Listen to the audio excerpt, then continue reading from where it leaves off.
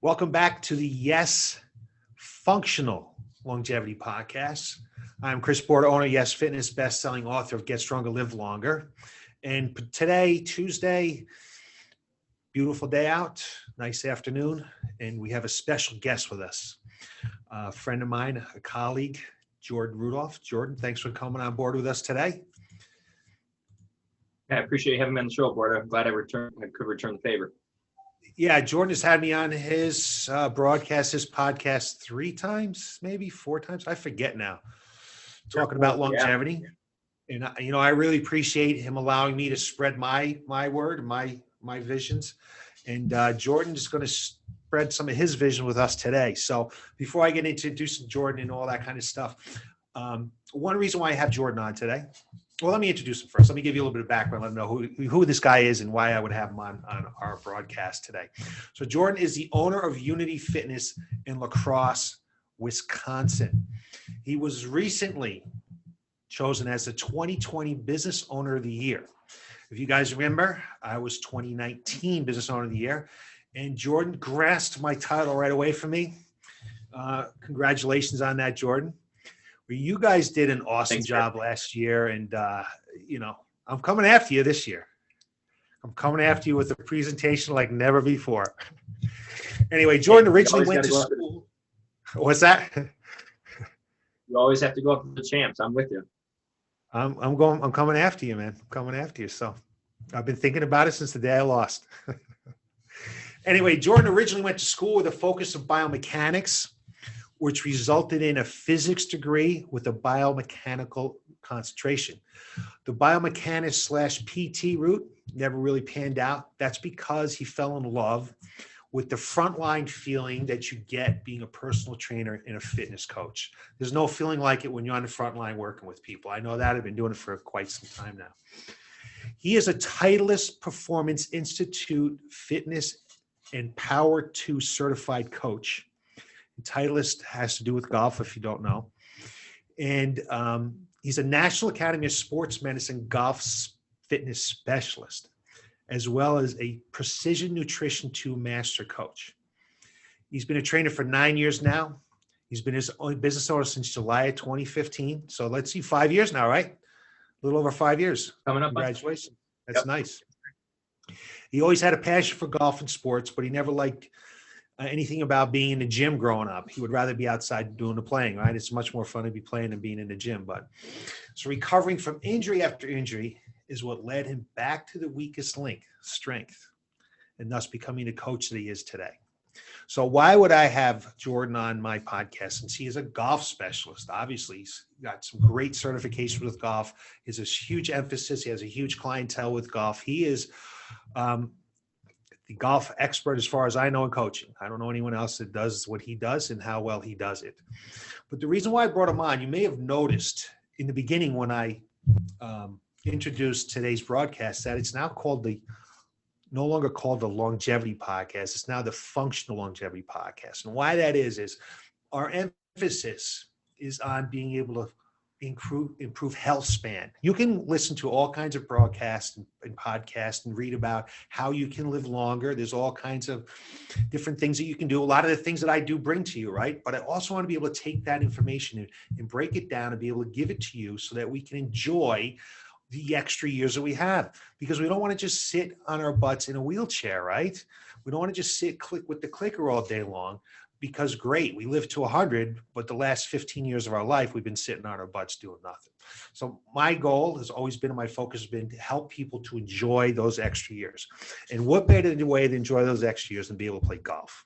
How many people retire, move south, and play golf? How many people stay north and play golf all year round? They go indoors and play golf. So I thought it'd be great to have Jordan come on board today, give us his focus and his ideas on what it takes to really have a strong exercise program and to be able to perform better in golf. So thanks for coming on board today, Jordan.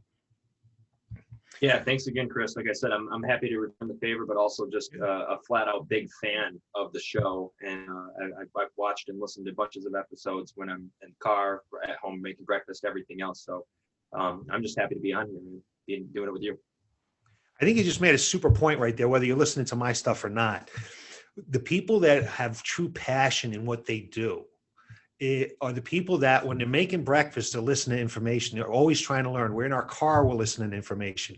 We're not sitting at home at night flipping through Netflix, right? We're constantly trying to absorb and better ourselves within the industry.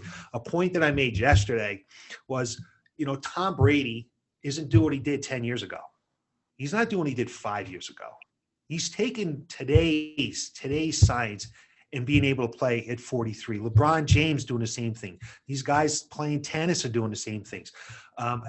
The athlete today is at such an advantage over what it was years ago. So we should be learning. We should be doing that. And, you're doing it all the time. You're always learning about the industry. 100%. And those guys spend, over $1 million a year, Brady and James, over $1 million a year on their body, right? They have coaches, for specific needs and chefs that come with them, trainers that come with them and travel with them. And obviously they have team ones, but they hire their own personal ones to do that stuff with them too. And like you said, there's some cutting edge stuff, some stuff that we're just learning now that is more effective and up to speed rather than kind of like trying to be new, trying to do what's old. We're doing what works. And that's what athletes are right now. So we always start a fitness program off with some kind of screening, some kind of assessment, an assessment like an FMS. We do an FMS. I know you do an FMS as well. Functional movement screen. It's a screen that just allows us to be able to see how well you're moving and how you're functioning. So why is the screening and assessment so important to golf? And is a TPI level 1 screen required for golf fitness? Good questions. I'll start with the second question for the latter question first. So a TPI level 1 screen is not required for golf fitness, but we use it, and just like we use the FMS for a second reason, but we use it so that we don't have to guess when we write somebody's program. We want to know exactly what we should be focusing on, kind of double down on those needs to help that athlete or that player have the program that works best for them, rather than just kind of putting stuff together that we know could help and could work. We want to really kind of make sure that we're not guessing and we're doing what actual science and player specific needs are.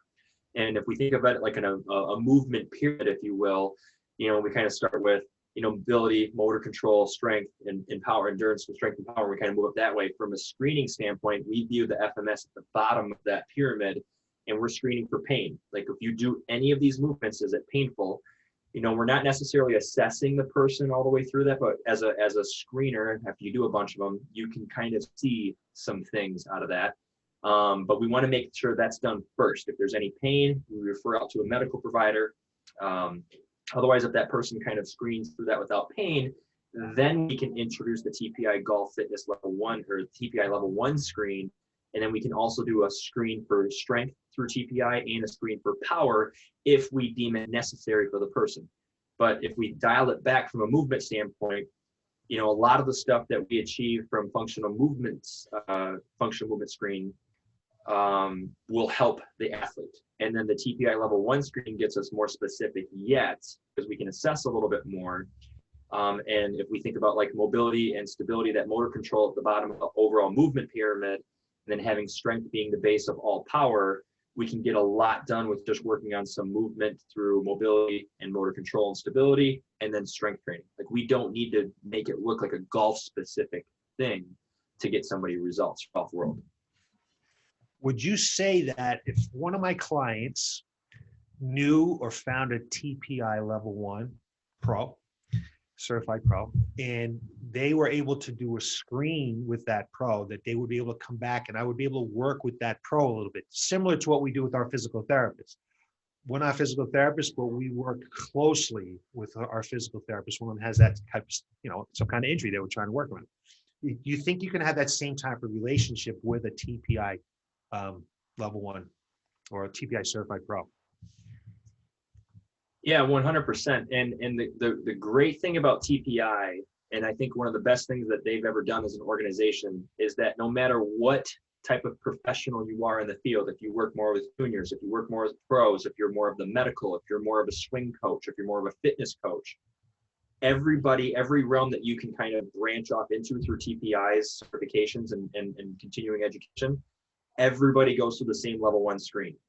So all the medical, all the swing coach guys, all the athletic trainers, they all know the movement screen that fitness coach can do. And we all know what the swing coach is going to look for and how to do what they're looking for in a swing, right? I can do that stuff, right? Even though I'd rather have that go to the medical guy. And then I know what the swing coach guy, and I know what the medical guy will do if I send them over there, but the medical guy knows what I did. More importantly, that gives us all the same language. So we're speaking a little bit more golf language, but universal language through and through. The nomenclature, the terminology's the same with all of us. So that makes it a lot easier to communicate for your team that you're building. So in terms of what you're asking me there, yes, like in theory, like if you sent somebody to a TPI swing coach, who's TPI level 1 certified, they should be able to take that client of yours, that member of yours, and take them through the 16-point TPI level 1 movement screen, and then give you the results back. And then you should be able to look at that and see what they did well on or didn't do well on, and then administer a program based on that for their golf swing specifically. Now you're a 2 though. You're a 2 coach. What makes you different than a 1 coach? Where's that difference there? Level 1 is where everybody goes through, and the whole emphasis of level 1 is to show the initial screen, the initial swing characteristics and how to do them, and then everybody get on the same language. Everybody wants to kind of start with the same base language so that we all communicate. Fitness level 2 is specifically towards strength training. It's a little bit more progressive and advanced towards things that you can do with an athlete that's really pursuing the fitness side of golf. And then we can do different screens and assessments prior to that are very golf specific. We have a little bit more of like a strength standard approach, what we can do in that end. The power side of things is working like on the swing speed of the golf thing itself, of the golf swing itself, but also working a little bit more on certain power movements in a gym that a coach can then double down on as well. So there's kind of 2 branches. I wanted both to really help put together because I wanted to create that environment for our golfers here, our athletes here, and really go through that. But each one has its own screen, each one has its own fist. But there's some power 2 coaches that aren't fitness coaches, right? There's not strength and conditioning. They're just swing coaches that wanted to learn more about power. Like I have a lot of knowledge now about a swing coach's side of things, but that just only A, helped my love for golf, B, helped me communicate at an even another level for our swing coach that we work with here at the gym. It gives you more tools in your tool bag. It just gives you more 100%. knowledge to be able to help the client. So we're in a situation where, people are shut down, people are working out from home, doing a lot of online stuff. Are you able to do screens virtually?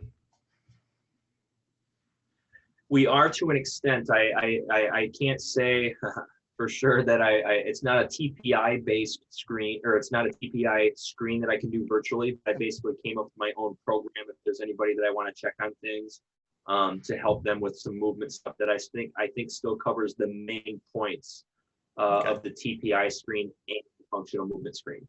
Interesting. Because we've all moved to virtual, right? We got to be able to do stuff online because we have so many people that aren't coming in. Yeah, we've got the whole assessment. Assessment up on a YouTube link. If somebody joins us virtually and we don't get a chance to see them, I'll send them that link and I'll say, complete this 8-minute assessment. Let me know if there's any pain during any of these movements or where you found restriction. Even better is if you can take little videos and send them back to me. But I'm more so looking at pain, or can we're giving them self-checks, right? So one of them is like, if you stand against the wall, if I stood with my left side against the wall, can you turn your hips into that wall? And if it's a no, then I know right away hip internal rotation is lacking, right? And in a golfer, that's significant for performance, but also for avoiding injury, more specifically through the low back. Right. So we're going to talk about power in a minute, but before we get to that, I want to talk a little bit about mobility. Mobility is like a hot topic, to be able to improve in performance and just general well-being, to be able to move better, have better mobility. So my clients are always hearing about mobility, whether it's on a podcast or television, social media. And when I talk to them, they have some kind of, there seems to be some confusion about it. So I don't, there's people out there watching this that I don't talk to. So I thought if you could define what mobility is to help between, and what's the difference between mobility and flexibility? And then is one more important than the other? And how does this affect the quality of someone's golf game? Yeah, so mobility is obviously a major part of the golf game. It's, we want the golfer to be supple. We want the golfer to be able to be fluid and mobile. And when we talk about the terms, like a lot of times you can poll golfers or ask what golfers want. And I'm in a couple, the private Facebook groups that I can kind of be on there and see what everyone else is doing and what I can help with. But hey guys, what's the one thing you can get most out of a golf swing right now that a fitness coach can help you with? And a lot of them say flexibility, flexibility, flexibility, flexibility. They're not wrong, but there's two different things that we're talking about here, flexibility and mobility. So mobility is what your body's capable of, basically through a joint perspective, and what you can do through range of motion without basically with assistance, or what we would call passive, right? Are your joints moving correctly in that range? Do you need to have them create any assistance or anything with it? Flexibility is essentially what you have control over, right? So if you can, I can't just touch my heel to my butt cheek here, Right. but if I grabbed my hand through there, I can get there. So I have decent mobility. My flexibility in my quads is probably a little shy.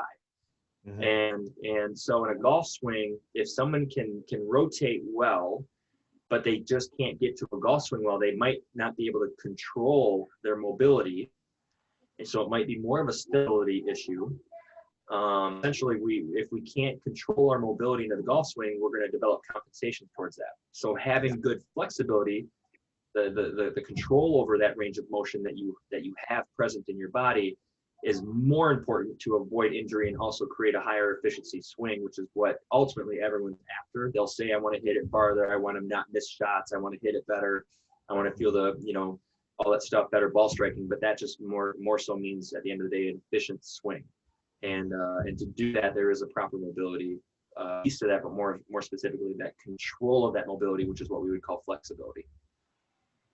Would you say that the person that doesn't necessarily want to go out and, pay to improve their golf game through fitness, through someone like myself, with the general mobility and flexibility stuff that we do, that we emphasize ankle, hip, thoracic mobility, and always working on flexibility.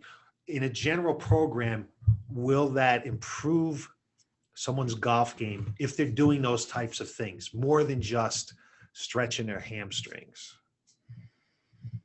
100% it will. And there's no question, right? And some of the stuff you go through TPI, and then you go through like these screens, and they give you some exercises to do for those specific movements, right? To get more mobility. And you're like, we've been doing these for 5, 6, 7, 10 years, right? Exactly. So without question, hips and thoracic spine are the number ones, right?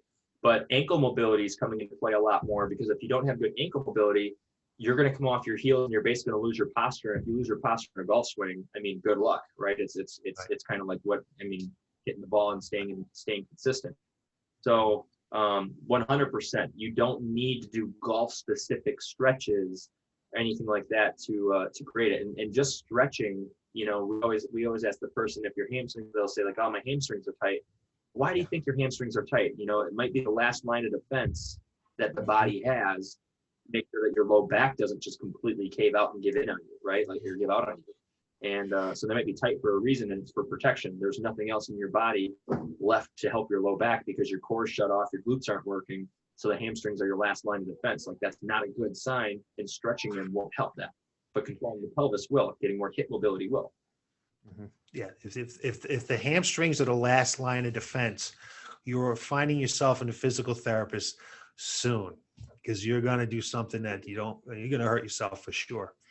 Definitely sure. I know I have clients who play golf, obviously, and it always amazes them that from the fall to the spring, how much better they play. And it's all these little things. It's not just because we got stronger. It's because we've improved your flexibility and your mobility. So that leads, we talked about, you brought up power before.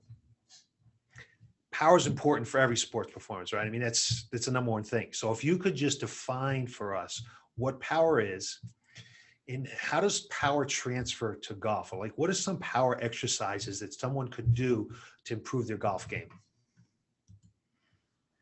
Yeah, so power, like in a general standpoint, is basically how quickly you can move a certain amount of weight, right? In terms of the golf swing, golf is a rotational sport, so it becomes a little bit more angular, and there's different types of forces that come into play with that. So what comes into play now is that rotational aspect, which now range of motion is a big part of it, ground reaction forces and everything else. If we want to get like really nerded out behind it, it's basically how much angular force, momentum, and range can you create, and how much torque within that range can you create. Because there's professional golfers, if you think about a John Rahm, who's #2 in the world right now, he'll stop at about 3/4 of his backswing, but he can hit as far as anybody can because he generates a tremendous amount of torque. Then there's other guys who will have the club head come all the way down the other side and be able to snap that back around and create a ton of lag. And they're doing that through extra range of motion, who can also hit just as far, if not farther. So there's different ways we can create power. Exercise-wise, there's 4 main power groups for golf-specific stuff, and it's vertical jumping. There's rotary power. There is arm chopping power or chopping power, and blanking on another one at the moment. Wrist release power. Okay. So exercises that kind of fit those, right, can go through that. I never What was that, thought Chris? about. I never thought about, the 4 different areas of power that goes into a golf swing. I never thought about that. And that's Especially because the it's wrist. a 3-dimensional. Yeah. And that's just because it's a 3D sport, right? It's a rotational. So if we think about movement, there's the sagittal plane, the frontal plane, but then there's the transverse plane. Yep. And when we introduce that, we're all 3 planes of movement involved in the swing. So it kind of brings in all the other ones. I think a lot of people don't understand the wrist release and the vertical jump power that's involved with a golf swing. They realize how much, like, the best golfers in the world generate force from the floor, from the ground, Right. to produce into the swing. And they're so good at that. You see the force plates, and they put tremendous amount of force into the ground when they come into impact. And the wrist release, there's a whole, you essentially, some of the best players in the world create the most lag with the wrists. So if we think there's a little lag from your pelvis to your body, a little bit of lag from your body to the hands, and a little bit of lag from the hands to the wrists, most of that is created from the hands of the wrist to the club, and the club just becomes another extension of your arm. The more lag we can create through those pieces, the more power you'll have, and usually the most that people have is from the hands or the wrist to the club. So the wrists are huge. So just doing like a plyo push-up, we have that little wrist release, or a medicine ball chest throw. Those wrist release movements are really beneficial for producing kind of hand, that lag that we get from our hands and wrists. So we got some med ball tosses going here. You talked a little bit about lower body power. So we have, typical stuff we do for lower body power might be squat jump or something like that. Or, we don't personally do a whole lot of Olympic lifting here because of the clientele, the age group that we work here. But what could they do for some of the rotational stuff? There was a 4th, or the chop type stuff. Do you do med ball chop throws, things like that, or?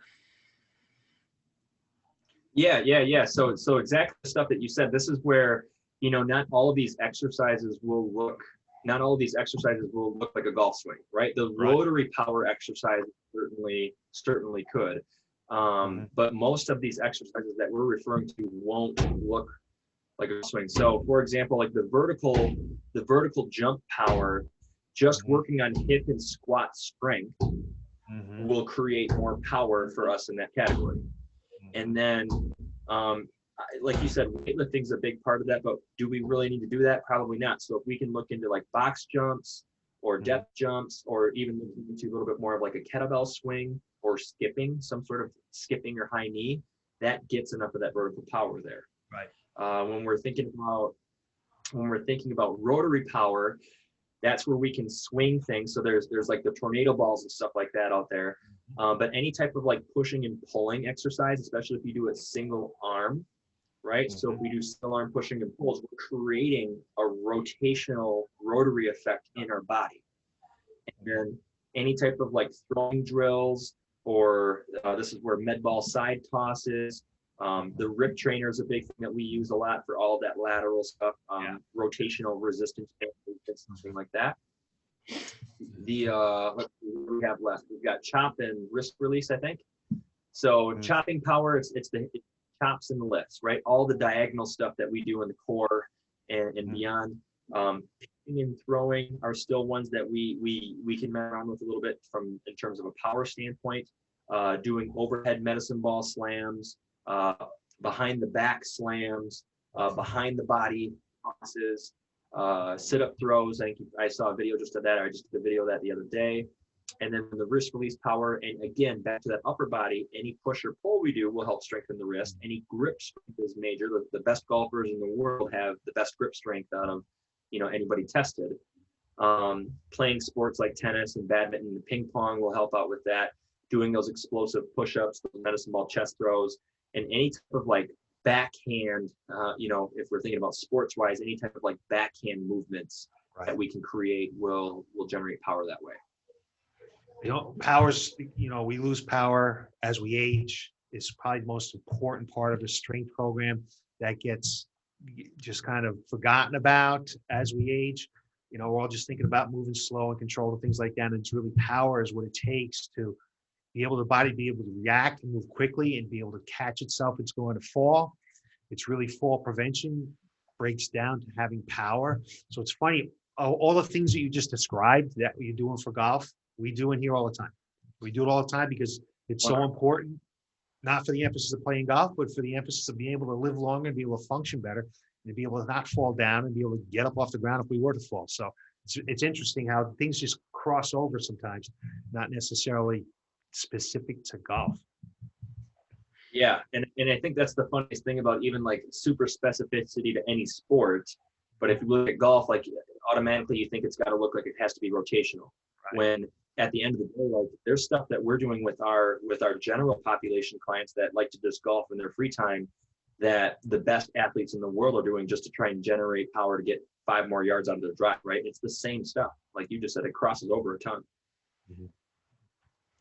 So we know that power is important and strength is important. So what would, let's talk a little bit about strength.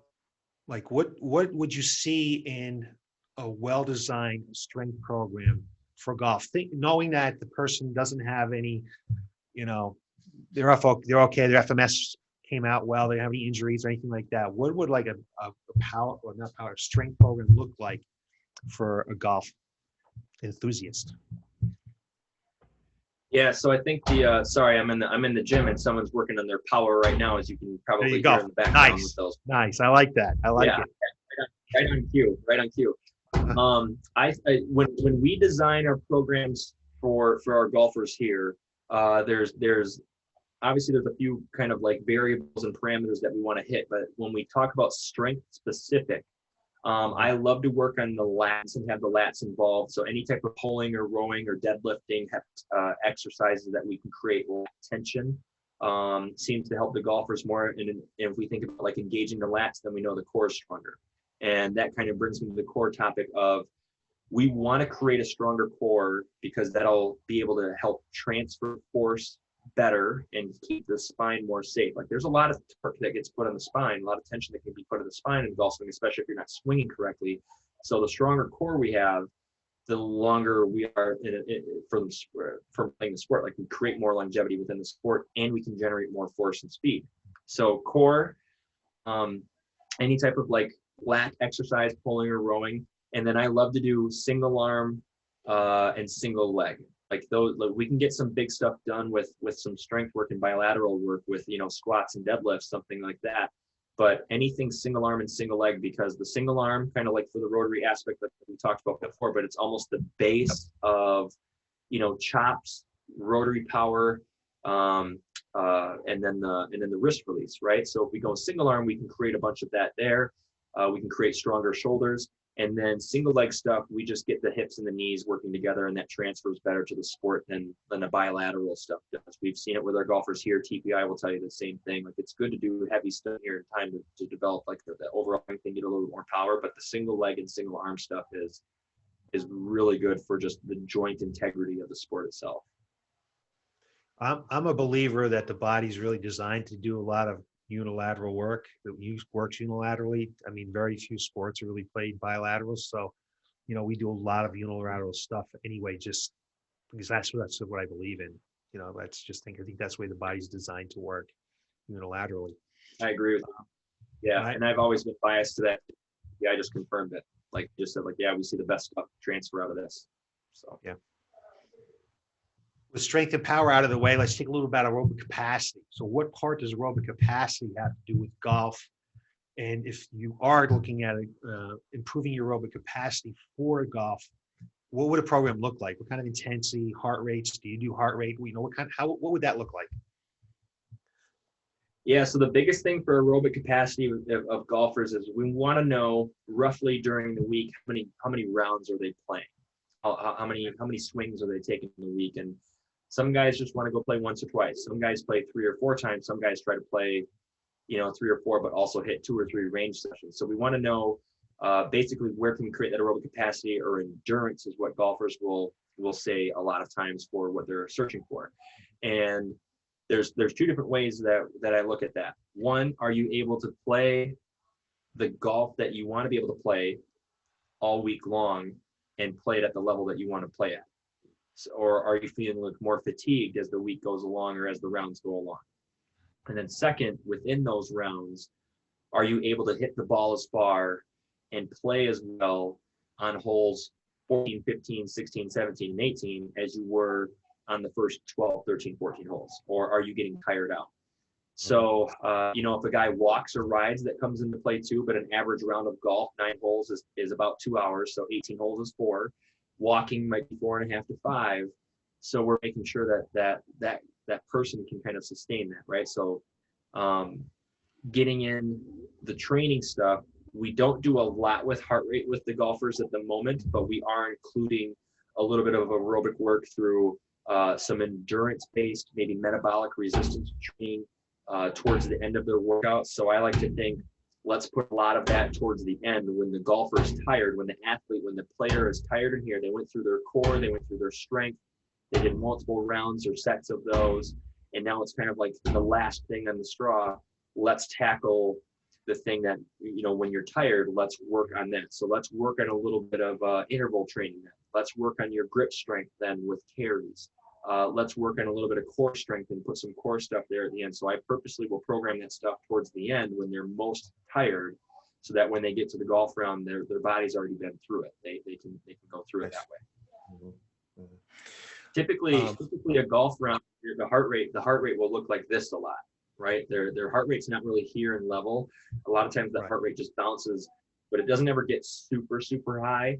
But it's very sporadic in a range there. So if we can kind of train with that, right? If we're thinking about that 60, 70%, that's usually where we can get a lot of the results for what we're doing out there.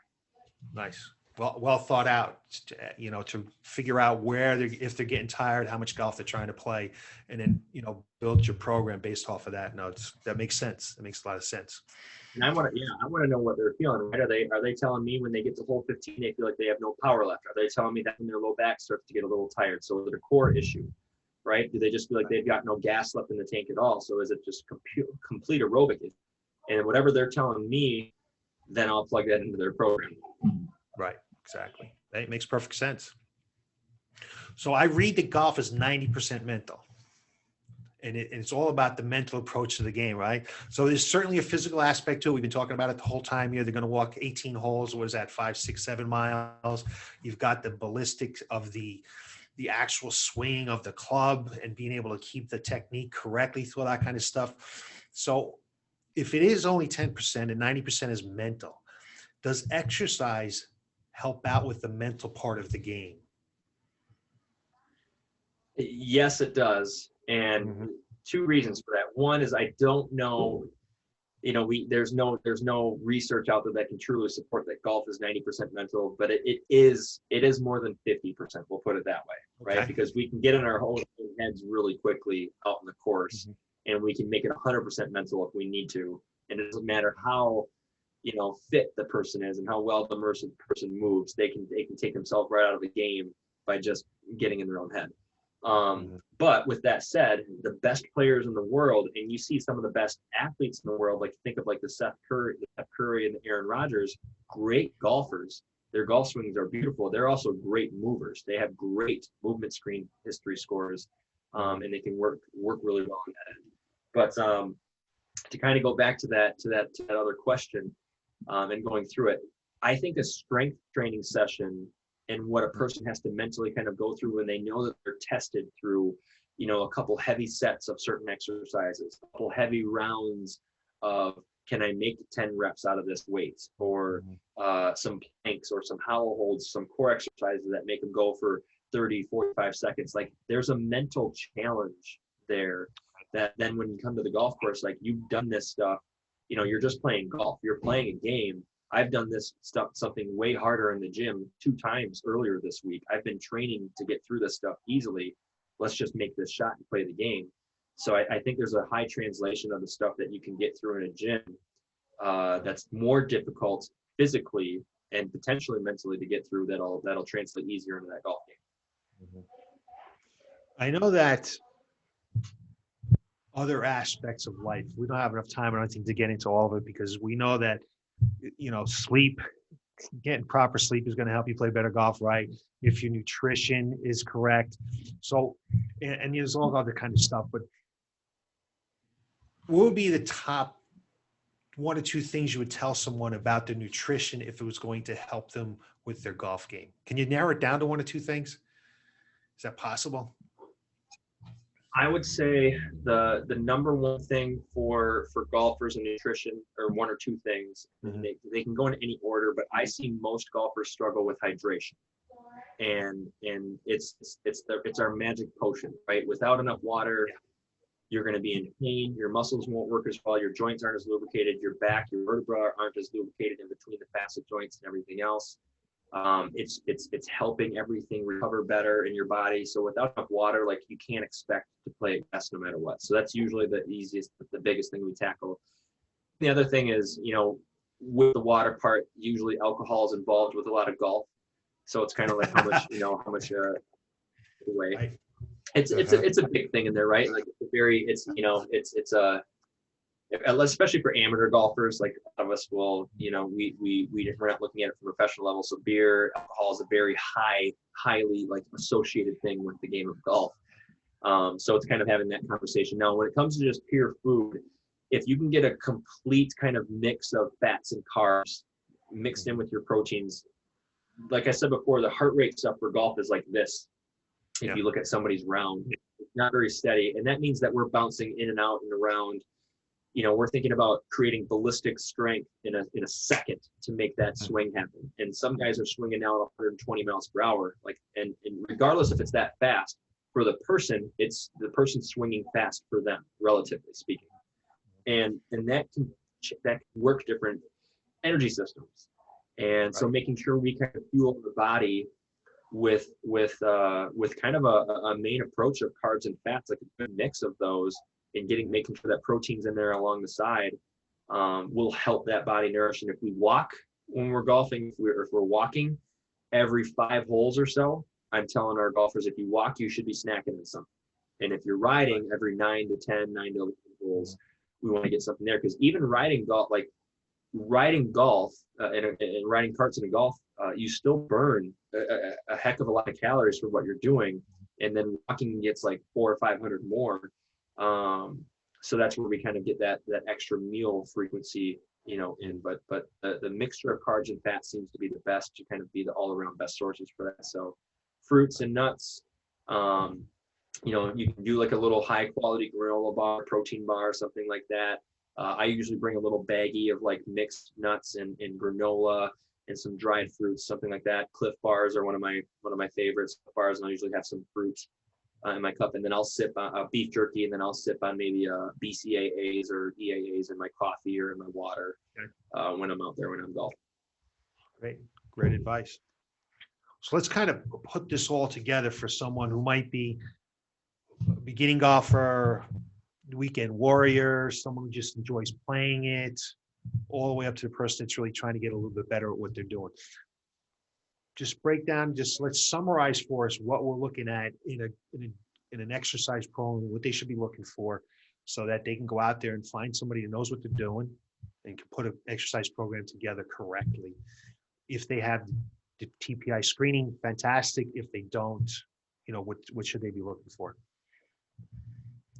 Yeah, I think any good fitness coach, and not to toot our own horns, Chris, but like you and I, using the FMS the way we do and screening everybody when they come in our doors, we're not just letting them kind of go and do their own thing. We're making sure they're doing the right thing.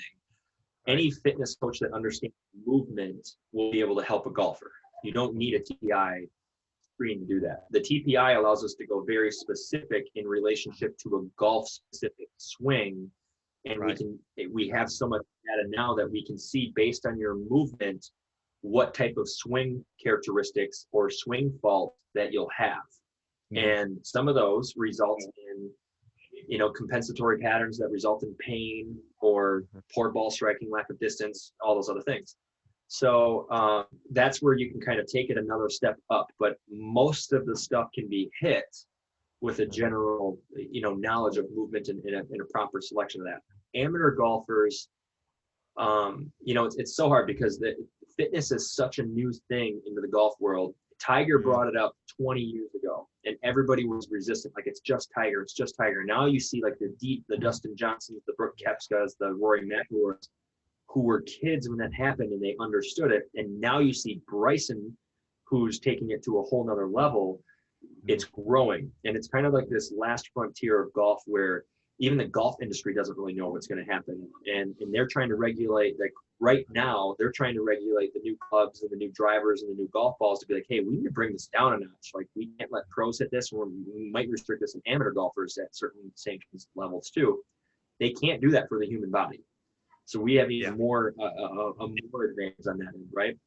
But when we look at it from a golfer standpoint, to be super specific with them and what we're able to do, I asked the golfer what would be a sign of success from a fitness standpoint for them. And a lot of them that are amateurs will just say, I just want to play and not get hurt. And I want to be able to play when I want to play. So basically, if we can get them to play more rounds without pain, we win.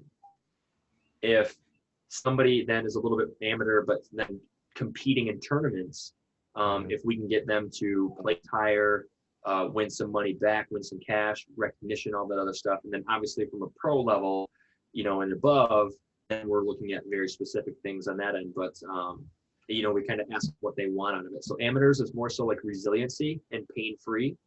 And can they get, can they enjoy the game that they love even more? And then there's kind of another level amateur that's more of a competitor. Can we get them to be where they want to be from its standpoint? And at the end of the day, like, everybody wants to hit longer, but they also just want to be able to play more without pain. Right. Excellent. Awesome. I think that's about as much time as we have for today. I really appreciate you taking time from your day talking to us about this. It's very interesting. I don't play golf. That's why we haven't golfed at one of our masterminds yet, I think. Although maybe we should get a little golf outing out. Can we just rent some clubs out there and play a little golf? Absolutely. Yeah, I'm pretty sure most guys if there's alcohol involved. Yeah, I would say I have a membership thing that'll get us onto some courses out there. And if we tell any of them that there's alcohol, they're in no matter what. So. I know Alec will be there. I don't know if he golfs, but he'll be there. He'll golf that day. Anyway, I really appreciate you taking time to talk to us about it. It's very interesting. It's interesting, from all different aspects of, just by doing some general stuff, you're going to get better. and that there is some screening process that's involved in this, and that you can really take it to the next level. You can really have some more specific things that are going to bring your golf game to the point where you want it to be, whatever that level is, right? Wherever you want to be in your program there. So, maybe we'll have you back on again. I might get some questions. So if anybody does have questions, certainly, leave them in the comments, get a hold of me. If I don't know the answer, I'll get a hold of Jordan anytime, and he can give me any answers that I need for sure. And, reach out to Jordan. If I can Chris, if I can narrow it down, cut you off, it would be like more water, work on your mobility in your single arm, single leg, and in your core. Like those would be the things that, like, you don't need to do power specific stuff or go heavy.